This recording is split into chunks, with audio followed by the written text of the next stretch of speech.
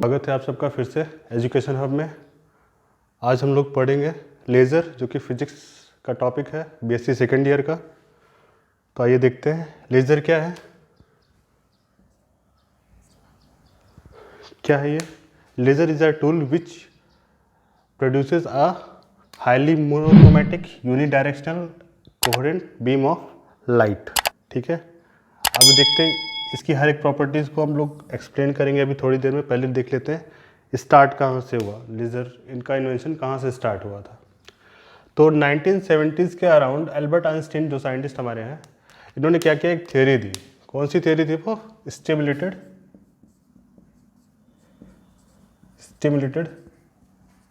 Emission की। अभी इसके बारे में हम लोग बाद में देखेंगे, अभी आप लोग सिर्फ इतना जानिए इन्होंने क्या किया, एक थ्योरी दी स्टिमुलेटेड एमिशन की। ठीक है, अब उसके बाद जैसे जैसे ये प्रोग्रेस हुआ, एक साइंटिस्ट हमारे थे RS. Towns, doctor R S. Towns. इन्होंने क्या किया, इसी थियरी का यूज़ करके मेज़र बनाया। क्या बनाया? मेज़र। ठीक है, इसका क्या है, microwave amplification by stimulated emission of radiation. ठीक है, अब लेटर ऑन इसी को और एक्सपेंड किया गया। तो हमारे एक साइंटिस्ट थे टी.एच. मेनन।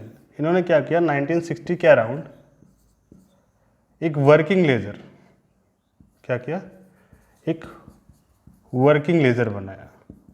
कौन सा लेज़र था ये? Solid laser.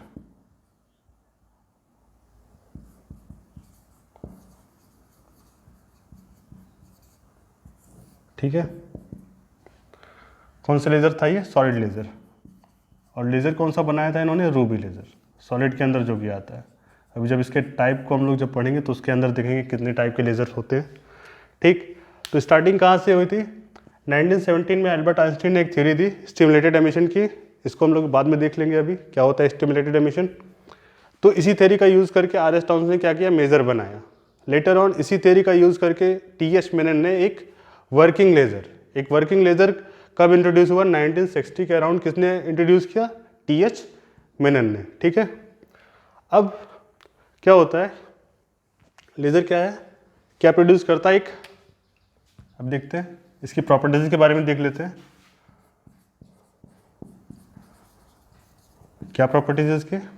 लेज़र क्या करता है, एक highly monochromatic,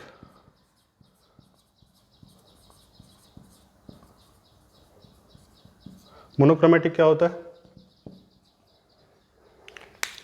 single wave of light. ठीक है, जैसे अभी हम लोग लाइट, ऑर्डिनरी लाइट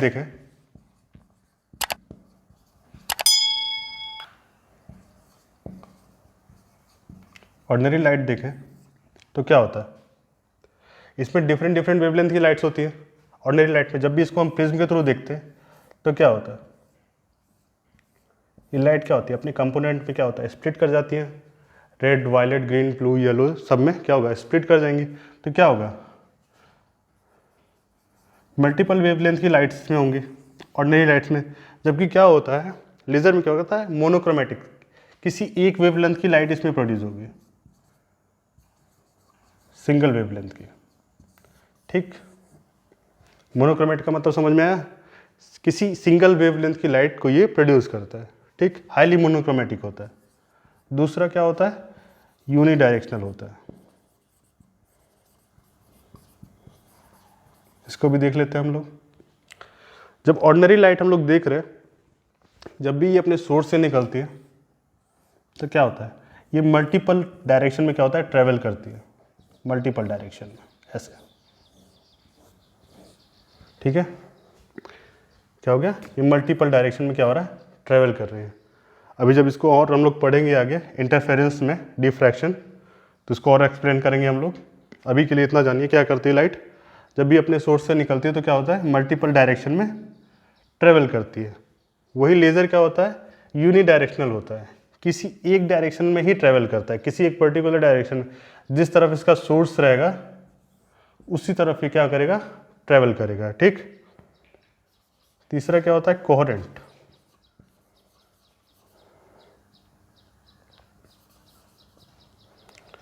क्या होता है लेज़र, क्या होता है, तीसरी प्रॉपर्टीज क्या क्या होती है, कोहेरेंट होता है। जो भी ये लाइट बीम प्रोड्यूस करती है वो क्या होती है, कोहेरेंट होती है। कोहेरेंट का मतलब क्या हो गया, जो इसका फेज डिफरेंस होगा किसी भी टाइम इंटरवल पे, किसी भी टाइम इंटरवल पे इसका जो फेज डिफरेंस होगा वो क्या होगा, कांस्टेंट होगा। फेज क्या होता है, जो लाइट मूव करती है ना ऐसे ऐसे, ये ठीक, ये होता है उसका फेज, मतलब एंगल, ठीक है। तो किसी भी टाइम इंटरवल पे अगर हम लोग देखें लेज़र को तो उसका फेज डिफरेंस होगा क्या होगा, कांस्टेंट होगा हमेशा। जबकि ऑर्डिनरी लाइट में क्या होता है, इसका फेज डिफरेंस हर एक इंटरवल पे कुछ दूसरा ही मिलेगा हमको, कांस्टेंट नहीं होगा। इसका फेज डिफरेंस ऑर्डिनरी लाइट का कभी भी कांस्टेंट नहीं होता। वहीं अगर हम लेज़र की बात करें तो क्या होगा, इसका फेज डिफरेंस हमेशा क्या होगा, कांस्टेंट होगा। चौथा क्या होता है, हाईली इंटेंसिव बीम ये प्रोड्यूस करता है, हाई इंटेंसिटी की बीम जो है ये हमेशा हाई इंटेंसिटी की बीम प्रोड्यूस करेगा। हाई इंटेंसिटी मतलब क्या हो गया, किसी एक पर्टिकुलर एरिया पे कितनी ज़्यादा जो है लाइट एनर्जी आ रही है, ठीक है, वो क्या होगी, इंटेंसिटी, उस लाइट की क्या होगी, इंटेंसिटी होगी वो, ठीक है। तो लाइट क्या करता है laser, monochromatic, unidirectional, coherent and high intensity की बीम क्या करता है, प्रोड्यूस करता है, ठीक। अब कैसे करता है वो देखते हैं, how laser produces a high intensity beam of light. चलिए देखते हैं लेज़र कैसे जो है high intensity monochromatic unidirectional light को प्रोड्यूस कैसे करता है, ठीक है। तो हम लोग जानते हैं 1970s में क्या हुआ था, 17 में क्या हुआ था, एल्बर्ट आइंस्टीन ने एक थ्योरी दी थी, स्टिमुलेटेड एमिशन की, ठीक है। इसको अभी थोड़ी देर रुक जाइए, इसको बाद में एक्सप्लेन करते हैं, नहीं तो कन्फ्यूजन होगा। पहले हम लोग देखते हैं स्टिमुलेटेड एब्जॉर्प्शन, देखते हैं स्टिमुलेटेड एब्जॉर्प्शन।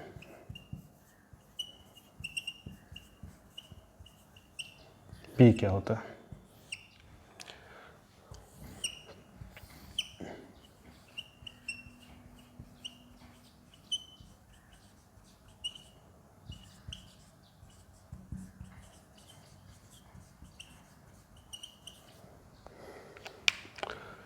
अब पहले हम लोग देखेंगे क्या, स्टिमुलेटेड एब्जॉर्प्शन, ठीक है। इसमें क्या होता है, कोई भी एटम जब भी स्टेबल होगा, मतलब ग्राउंड स्टेट में होगा तो क्या होगा, वो स्टेबल होगा, ठीक है। कोई भी एटम स्टेबल तभी होगा जब अपने ग्राउंड स्टेट में होगा, ठीक है।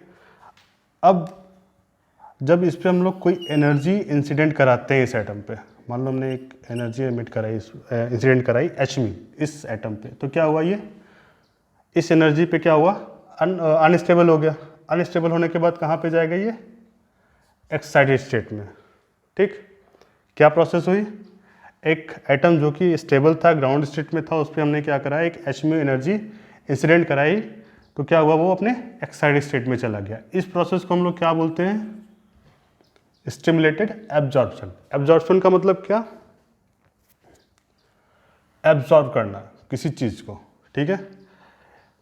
अब हम लोग देखेंगे क्या, स्पॉन्टेनियस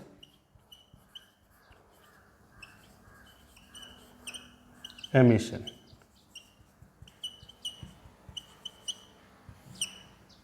ठीक, स्पॉन्टेनियस एमिशन।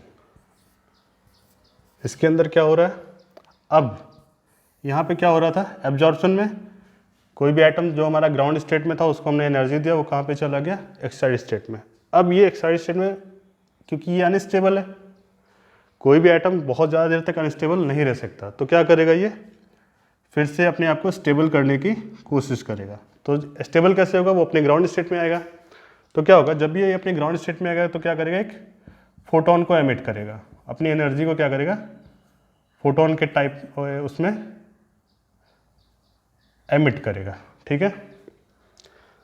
एमिट करने के बाद क्या होगा, वो अपने ग्राउंड स्टेट में आ जाएगा, ठीक। अब ये स्टेबल हो गया। इस प्रोसेस को हम लोग क्या बोलते हैं, स्पॉन्टेनियस एमिशन, ठीक।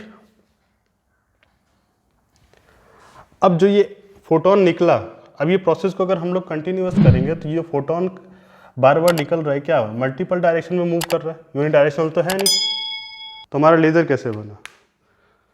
इसी चीज़ को क्या किया एल्बर्ट आइंस्टीन ने, क्या किया, इस प्रोसेस का नाम, एक थियरी दी स्टिमुलेटेड एमिशन की, जो अब हम लोग पढ़ने जा रहे हैं, जिससे हमारा लेज़र बना।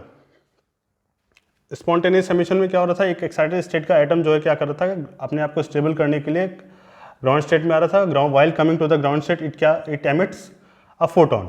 ठीक, now we will see the stimulated emission.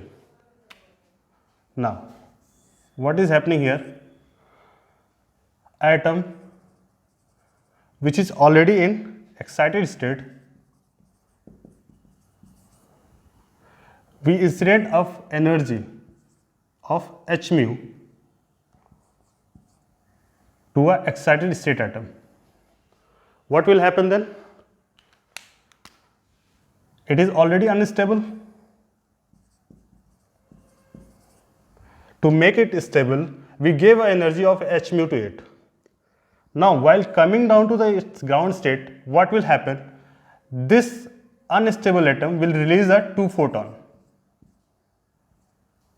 What will happen?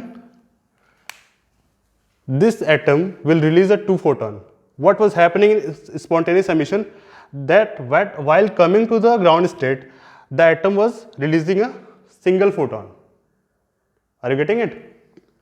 क्या हो रहा था यहाँ पे स्पॉन्टेनियस एमिशन में, जो एटम हमारा था, जो एक्साइटेड स्टेट में था, ग्राउंड स्टेट में आते समय क्या कर रहा था, एक फोटोन एमिट कर रहा था, एक फोटोन एमिट कर रहा था। ठीक है, while in stimulated emission we are seeing that we give a energy to a excited state atom, then what happens, while coming to the ground state it emits 2 photon. Okay, now these 2 photons are highly coherent. Highly coherent means the phase difference at any time of interval will be the same. ठीक है, जो हमारी condition को fulfil कर रहा है, laser की condition को फुलफिल कर रहा है।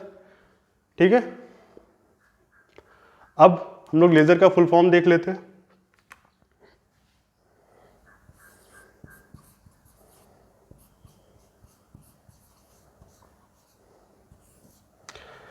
Light amplification by stimulated emission.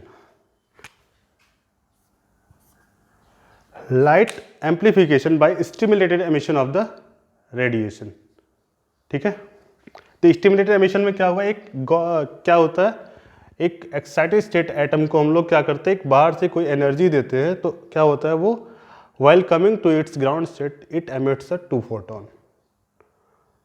ठीक है, तो मेन थियरी जो थी लेजर की वो यही थी, ये प्रोड्यूस कर रहा था हाईली मोनोक्रोमेटिक, यूनिडायरेक्शनल और कोहेरेंट लाइट जो प्रोड्यूस कर रहा था, उसी थियरी पे था कि कोई भी एटम जो भी एक्साइटेड स्टेट में था, एक्साइटेड स्टेट में कब तक रहेगा ये, 10⁻⁷, बहुत ही कम टाइम के लिए रहता है अपने एक्साइटेड स्टेट में ये।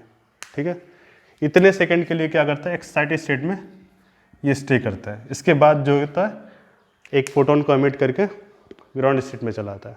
ठीक है, अब हम लोग जानते हैं क्या स्टिमुलेटेड एमिशन क्या होता है, एक बार फिर से रिवीजन करते हैं। पहले क्या हुआ, स्टिमुलेटेड एब्जॉर्प्शन हुआ। What was happening in stimulated absorption of atom which was in his ground state or stable state, we gave or we incident a photon or we incident a energy to it. Then what happens, it becomes unstable, moves to its excited state, stay there for a 10⁻⁸ second. Then while coming to its ground state, to make it stable, to make himself stable, it releases a photon. क्या हुआ, हमने एक stable atom को क्या हुआ, energy दिया, energy पाने के बाद क्या हुआ, एक्साइटेड स्टेट में गया, एक्साइटेड स्टेट में वहाँ पे 10⁻⁸ सेकेंड तक रहा। उसके बाद एक ग्राउंड स्टेट में आया, वाइल कमिंग टू इस ग्राउंड स्टेट क्या किया, एक फोटोन को एमिट किया।